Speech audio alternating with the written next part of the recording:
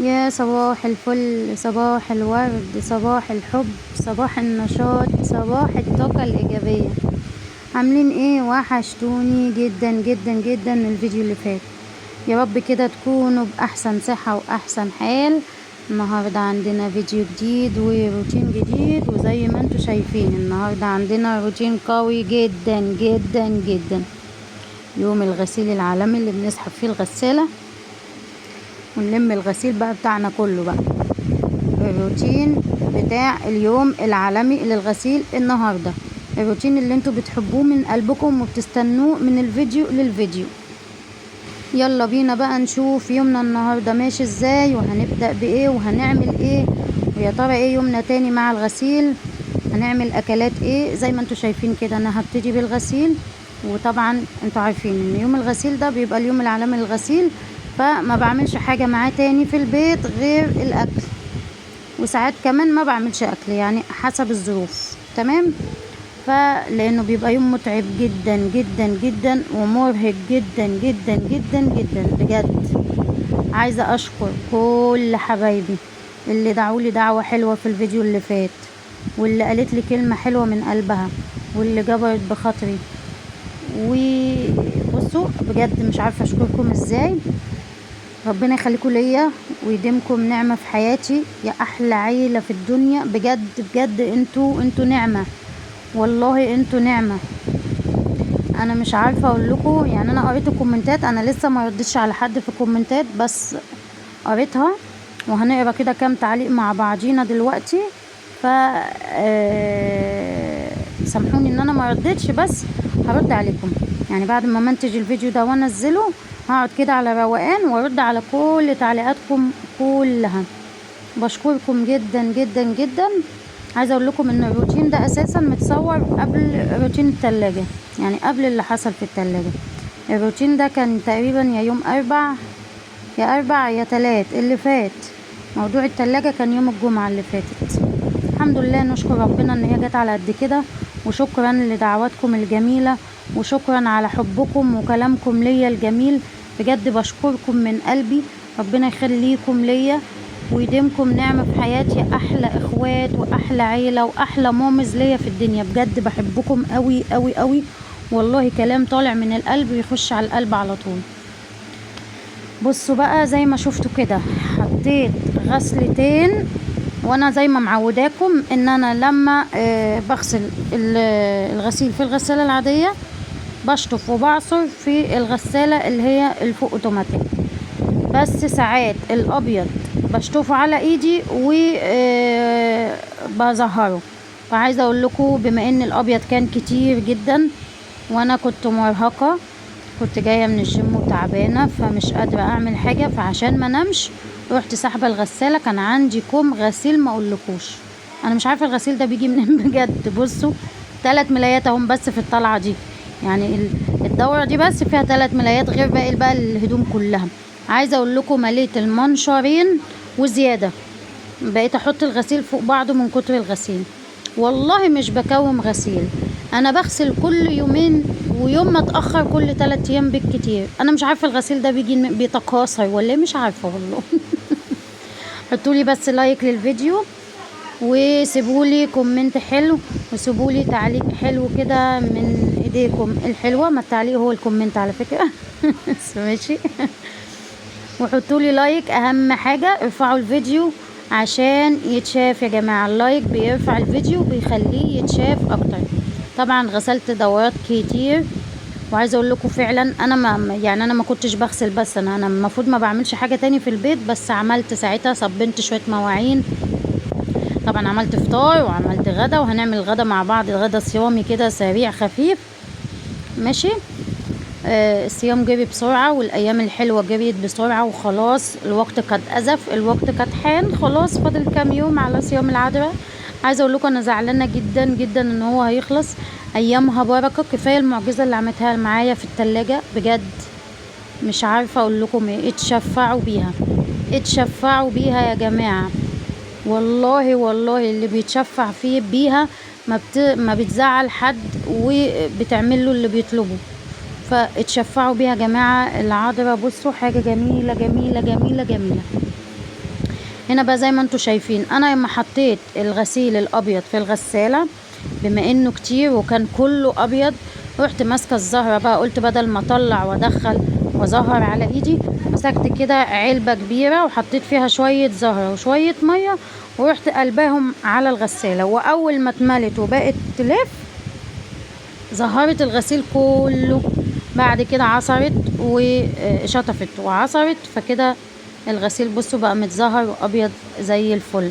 عايزه اقول لكم انا فعلا انا بعمل كده كتير، يعني مش اول مره.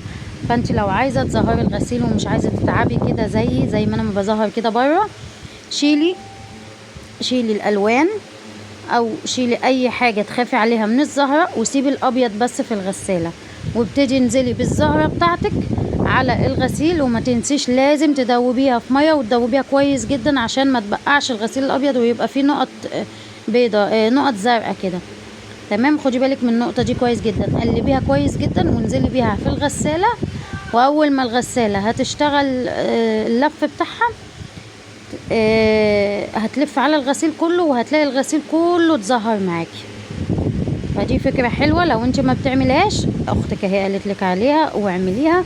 انا مش طالبة منك غير دعوة حلوة برضو، كثفوا كده دعواتكم ليا في موضوع الشقة بالذات عشان الاقي شقة بصراحة. يعني انتوا حبايبي، انا مش عايزة حاجة بس تدعموني باللايك، سيبولي كده كلمة حلوة ودعوة حلوة كده من قلبكم. ولو حد بيروح النهضة كل يوم صلي لي وادعي لي كده دعوة حلوة في النهضة، وانا بصلي لكم وبدعي لكم.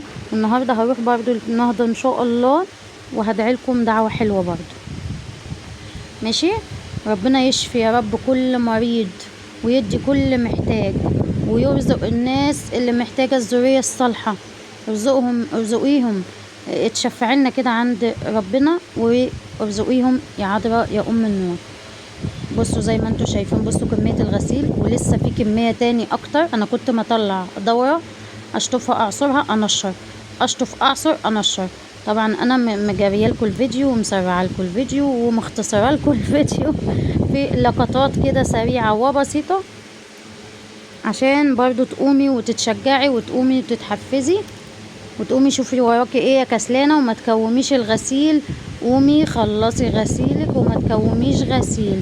الغسيل ده اكتر حاجة مرهقة ومتعبة في البيت، هو كله مرهق ومتعب، بس اكتر حاجتين فعلا مرهقين ومتعبين في البيت ما بيخلصوش الغسيل والمواعين.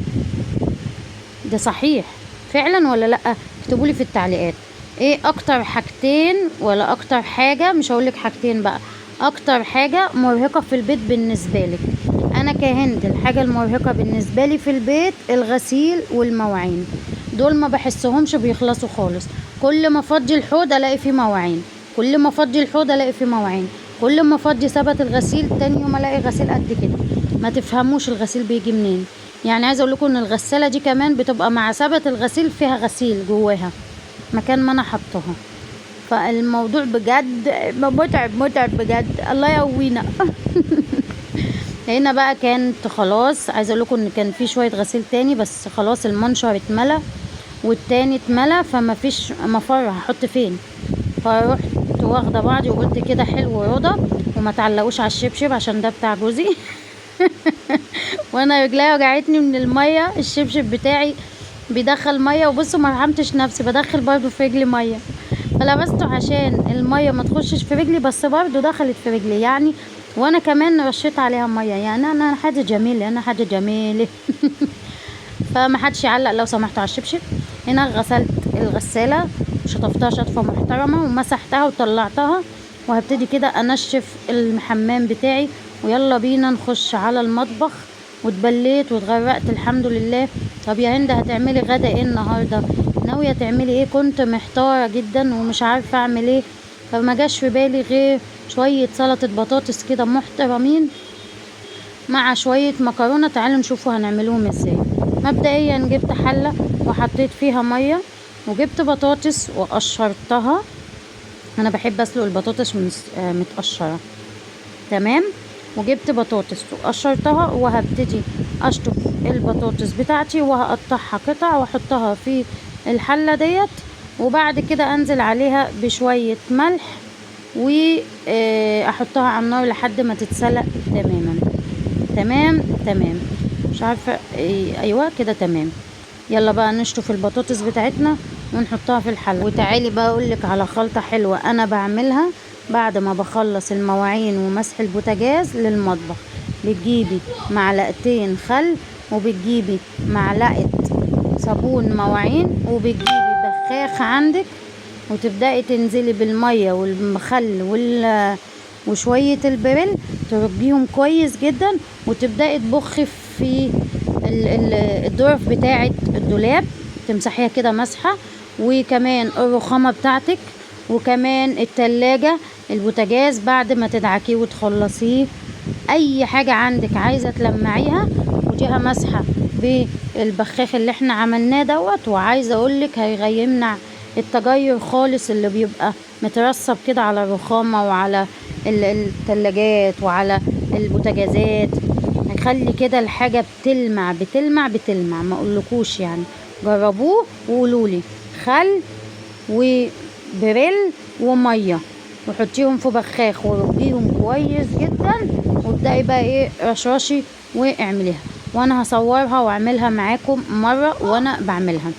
دي كانت على فكرة النصيحة بتاعت فيديو النهاردة في صفحة حكاوي نودة. الصفحة بتاعتي اللي الناس سألتني عليها اسمها حكاوي ايه يا هند؟ حكاوي نودة، نون واو دال الف، نودة نون واو دال الف يا جماعة، عشان اللي عايز يخش هناك ويتفرج.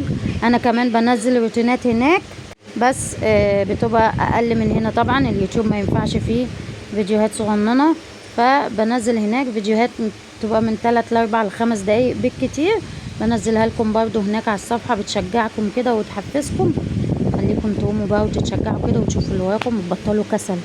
الحر وحش ومخلينا مش قادرين نقوموا. وبصوا هتحسي كده ان انت دايخه وهمدانه ومش قادره تقومي تعملي حاجه. لا يلا تشجعي، شوفي الفيديو وتشجعي وقومي شوفي اللي وراكي. ولا نافع معانا شتاء ولا نافع معانا صيف. الشتاء بنبقوا قاعدين تحت البطانيه مش قادرين ومش عايزين نقوموا نعملوا حاجه عشان الميه بتبقى متلجه. والصيف بنبقوا حرانين وهمدانين وبصوا مش قادرين، نبقوا عايزين مش قادرين نقوموا نعملوا حاجه. فاهميني؟ فولا كده نافعنا ولا كده نافعنا. ربنا يقويكم ويديكوا الصحه. عملت شويه المكرونه وحطيت عليهم شويه بهارات كده حلوين، وجبت صينيه او طاسه حطيت فيها شويه زيت. طبعا البطاطس كانت اتسلقت تمام، صفيتها وسبتها في الحله عشان نهرسها مع بعض. وبعد كده حطيت الطاسه على النار زي ما انتم شايفين بشويه زيت ونص معلقه توم مفروم. قلبيها كويس، واول ما تبتدي كده تاخد اللون الذهبي، مش تحمر، تاخد اللون الذهبي، هننزل عليها بالبطاطس. تعالوا نهرس البطاطس كده سريعا بالشكل ده زي ما انتم شايفين. انا بحب الهراسه دي جدا، بس فيها مشكله ان الخرام بتاعتها بتقعد فيها البطاطس ما بتطلعش منها، رغم ان هي بتطلع. بص البطاطس طالعه منها ازاي، بتبقى جميله جميله جميله، حاجه حلوه قوي. عايزه اقول لكم الاكل الصيامي وحياة ربنا عسل عسل عسل، بيبقى طعمه كده سكر مسكر كده، سبحان الله. حطيت هنا بقى شويه بهارات، حطيت شويه كمون ورشه ملح وشويه كزبره. هنقلب كده كويس، وبعد كده بقى ايه هننزل بالبطاطس بتاعتنا. بصوا خدت اللون الذهبي ازاي، ما تزوديش عن كده. انزلي بقى بالبطاطس بتاعتك وهدي النار خالص، كل ده والنار مولعه. هدي النار بتاعتك خالص، وابتدي بقى قلبي الثوم مع البطاطس بتاعتك. ممكن تضيفي طماطم، ممكن تضيفي فلفل، ممكن تضيفي خضره، ايه اللي يعجبك حطيه. دي بهارات بطاطس يا جماعه، انا بحطها على البطاطس عشان بحب طعمها جدا فهحطها على البطاطس. لو مش موجوده دي اختياري. تمام. هقلب بقى الخليط الجميل دوت مع بعضه كده. عايزه اقول لكم البطاطس ما كانتش عايزه تنزل البهارات بتاعه البطاطس ما كانتش عايزه تنزل. هقلب الخليط ده كله مع بعضه، وانا هكتفي بشويه الملح والبهارات بتوع البطاطس وشويه كمون، ومش هحط حاجه تاني غير بقدونس في الاخر. لو انت بقى زي ما قلت لك عايزه تضيفي طماطم حطي، عايزه تضيفي فلفل حطي، الحاجات دي اختياري، وزي ما انت عايزه بقى، زي ما انت عايزه حطي وشكلي كده زي ما انت عايزه. هقلب بقى البهارات كويس جدا بالبطاطس. وهنا في الخطوه ديت هطفي البوتاجاز خلاص كده. انا مش عايزه غير ان المكونات تاخد من بعضيها وتتقلب مع بعضيها وخلاص، مش عايزه حاجه تاني. طفي النار كده، قلبت كله مع بعضه. هجيب بقى شويه البقدونس بتوعي وغسلتهم كويس جدا، وهبتدي اقطعهم على البطاطس على الوش كده.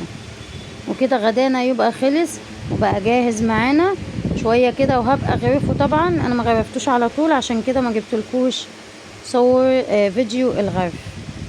كده انا خلصت البطاطس، هغطيها واسيبها، والمكرونه كمان كانت خلاص. وكده نبقى خلصنا الفيديو بتاعنا والروتين بتاعنا. استنوني في فيديو جديد وسلام.